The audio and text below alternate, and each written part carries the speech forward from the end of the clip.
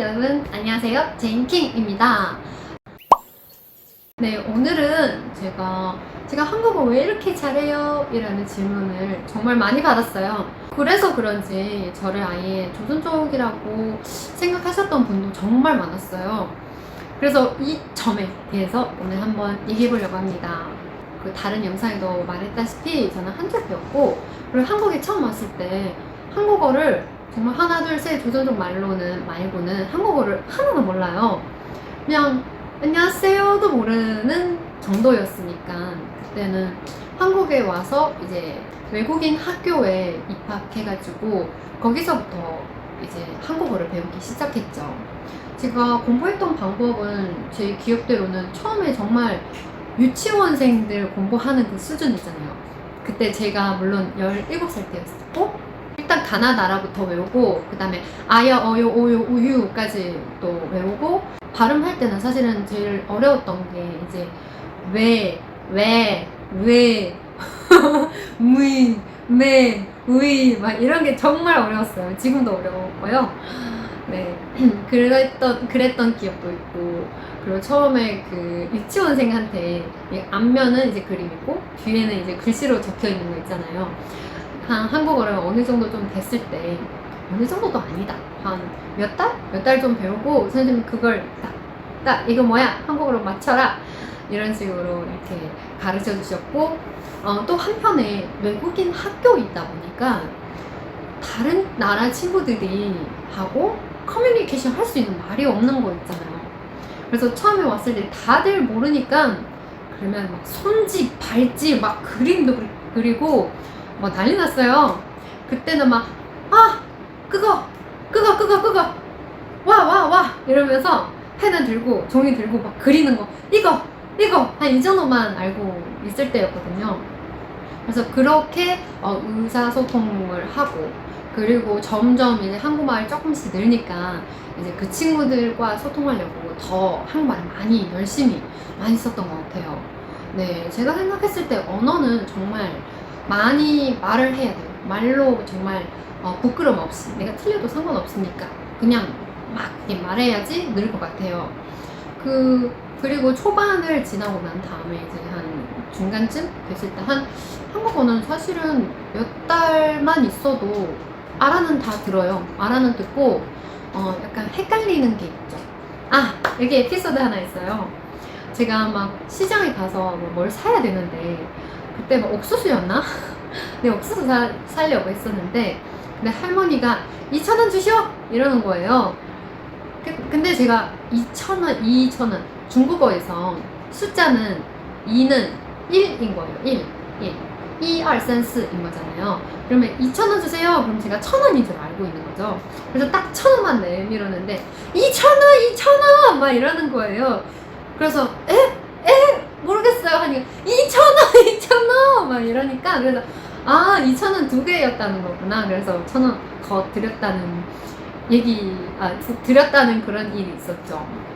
네, 그리고 정말 말을 잘 못 알아들을 때 참 재밌는 게 정말 많았던 것 같아요. 재밌는 에피소드. 그리고 막 존댓말도 모르잖아요. 막 선생님한테 안 그랬어, 싫어, 하지마 막 이러는 거 있잖아요. 그때는 존댓말도 잘 붙이는 게 잘 못했죠. 근데 또 막상 약간 어린 아이들 보면 그냥 나도 모르게 그냥 하지 마세요 이랬죠. 네, 존댓말 거꾸로만 쓰고 그랬었어요. 한국어를 배우면서 초반도 그렇고 중반쯤도 그렇고 존댓말을 제일 어려웠었어요. 뭐뭐 하시는, 뭐뭐 하는 거예요, 하시니까, 그리고 뭐 말도 아니고 말씀이라 하고, 먹는도 아니고 드시라는 거고, 잡수다, 약간 이런 단어들을 대입해서 넣어서 이제 말을 하는 게 되게 좀 어려웠었어요. 그래도 다행히 한 몇 개월 됐을 때는 어느 정도 알아들을 정도였고, 한 1년 됐을 때는 이제 말을 좀 어느 정도 할 수 있었어요. 그리고 난 다음에 또 제 외국인 학교는 막 그렇게 정규 학교가 아니다 보니까 그때는 막 체계를 잡혀 있지가 않아요.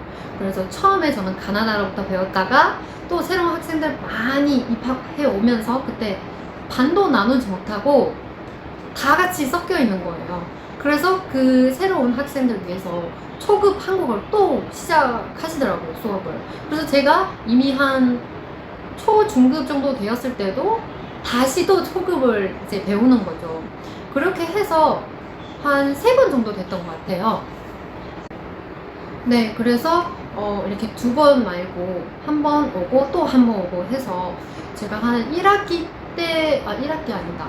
아무튼요, 기초를 3번이나 반복했어요. 반복해서 공부했어요.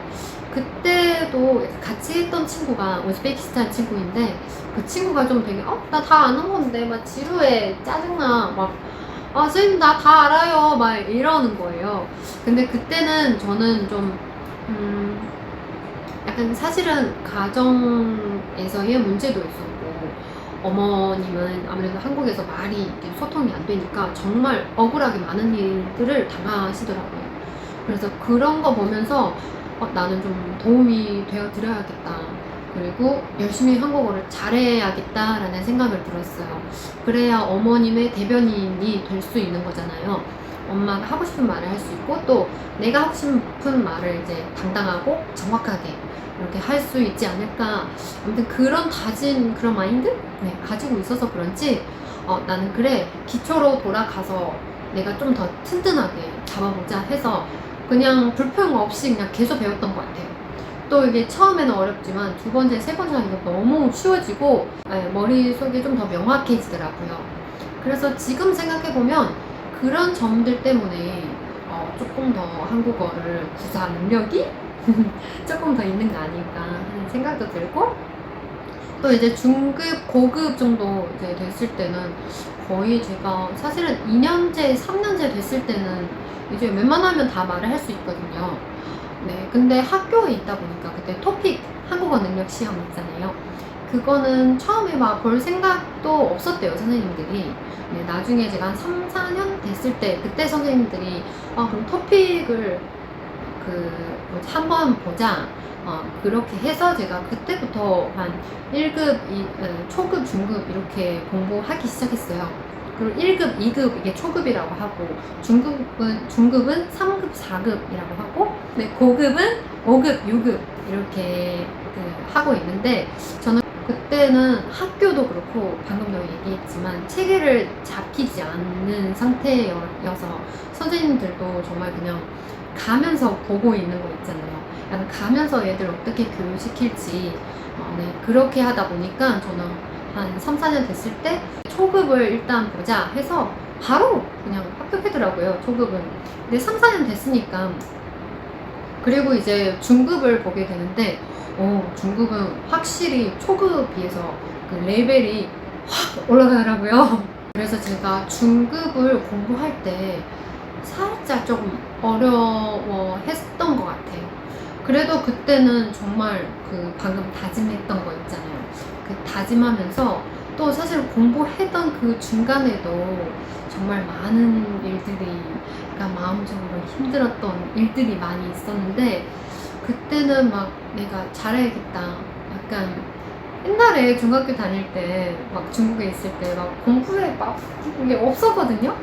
그리고 공부를 아예 포기하니까 제가 아직도 기억난 게 수학 점수가 한 200점 만점에 8점이 나왔어요.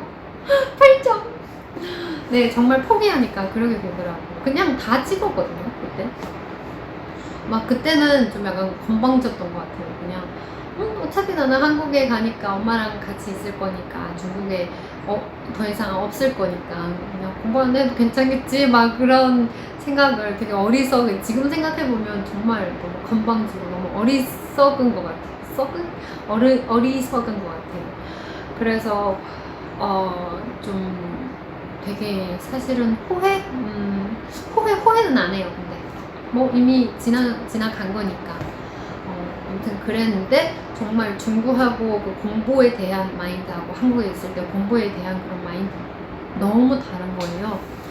그래서 한국에서 이제 토픽을 공부하면서 아직도 기억난 게, 제가 그거 따려고 열심히 집에서 혼자서 도시락을 막 싸고, 아침에 도시락을 싸고, 그 다음에 그때 구청 있거든요. 구청 옆에 독서실이 있어요. 공용 독서실. 그래서 맨날 혼자서 도시락 싸고 학교 이게 방학할 때 도시락을 싸고 그다음에 독서실에 가서 공부하고 또 이제 학교 다닐 때도 있어요. 이제 학교 끝나고 난 다음에 바로 그 독서실에 가서 또 공부하는 거예요. 그때는 막 미친 듯이 공부했어요. 지금 너무 이제 한국어 실력을 정말 향상하고 싶었거든요. 그때는 정말 간절히. 네, 밖에 나가서 막 한국말 하고 뭐 아니에요, 몰라요 이렇게 하면 약간 다른 한국 분들이 중국 사람이네요 이렇게 바로 티나는 게 싫었어요. 근데 되게 약간 들킨 느낌이 있잖아요. 뭔가 뭐 나쁜 거 아닌데 그냥 내가 아직도 부족하구나 이라는 걸 느낀 거죠.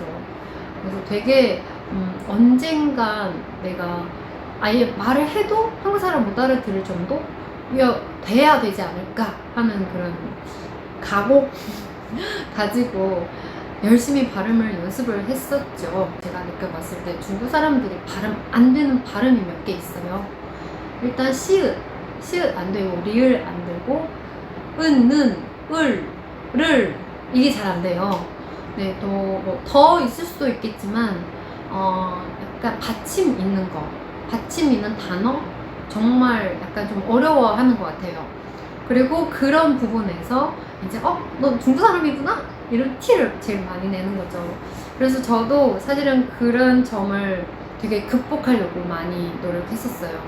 그래서 뭐 한국 사람들이랑 얘기할 때, 수다 떨 때 계속 되게 열심히 들어요. 그 사람이 어떻게 발음을 할지, 어떤 이 모양인지, 그리고 그 발음할 때 그 느낌이 어떤 건지 계속 따라하고, 뭐 물론 친구들이 나를 싫어할 수도 있어요. 뭐 그런 거 있잖아요. 그럼 저는 옆에서 그런 거 있잖아요. 막 이렇게 따라해요. 그래서 제 남자친구 날 찼어요 하면 남자친구 날 찼어요 이렇게 따라하니까 친구들이 약간 귀찮아할 수도 있죠. 근데 그런 열정으로 열심히 해야 뭔가 언어가 좀 더 자연스럽게 되더라고요. 그래서 나중에 선생님이랑 얘기할 때도 선생님 제인이 한국말 많이 늘었다 듣기 시작하게 되었죠. 네, 그래서 그 나중에는 이제 정말 제가 다짐했던 거, 이제 어머님이 너무 한국에서 살기가 너무 힘드신 거예요. 이제 말이 안 되니까. 그리고 불이익이라고 해야 되나요? 네, 약간 차별 이런 것도 많이 받고 하다 보니까 그때서야 제가 열심히 하니까 그때서야 뭔가 제가 말로 해결할 수 있는 일이 생기더라고요. 또 뭔가 자신감도 붙고 학교 생활할 때도 정말 자신감 뿜뿜. 알바 이런 데 찾을 때도 한국말 안 되는 외국인 안 쓰는 데도 되게 많아요. 그래서 제가 그때 한국어 다 되니까 약간 알바 면접할 때 약간 되게 좀 유리했던 것 같아요. 네, 저는 일단 오늘은 제가 한국어를 왜 이렇게 잘해요? 네, 이라는 질문에 제가 정말 상세하게 옛날부터 지금까지 있던 이야기를 한번 꺼내봤는데 그리고 사실은 얘기 못했던 부분이 분명히 또 있을 거예요. 제가 너무 수다스러운 것 같아서 오늘은 여기까지 찍을 거고, 그리고 여러분 더 궁금하신 게 있으면 댓글로 달아주시면 제가 다음 영상에 다뤄볼 수도 있으니까 많이 달아주세요. 네, 그러면 오늘은 안녕. 빠이빠이.